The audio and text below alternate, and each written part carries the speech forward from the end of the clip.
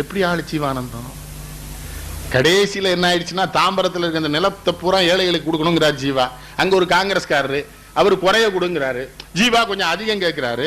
அந்த காங்கிரஸ்கார வீட்டுக்கு யாரு முதலமைச்சர் காமராஜர் வர்றாரு. ஜீவா கூட்டு வாங்குறாங்க. ஜீவா வந்துடுறான்ல. அப்ப அந்த காங்கிரஸ்கார தலைவர் காமராஜர் சொல்றாரு, ஜீவா சொல்றாருங்க, நீங்க என் சட்டப்பையில இருக்கிறீங்கன்னு சொல்றாருன்னு. காமராஜ் கோவப்பல சிரிக்கிறாரு. சொன்னானா, அவன் சொல்லாம யார் சொல்றதுன்னு நம்மள, அவனுக்கு சொல்ல உரிமை இருக்குது சொல்றான்.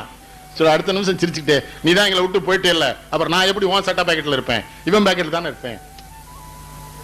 உனக்கு என்ன செய்யணும்னு சொல்லி என்கிட்ட. அப்ப சொல்றாரு ஜீவா, குண்டக்குடி அடிகளாரு காமராஜ், இந்த இது பரங்கி மலை பக்கம் ஒரு நிலம் தரேங்கிறாரு.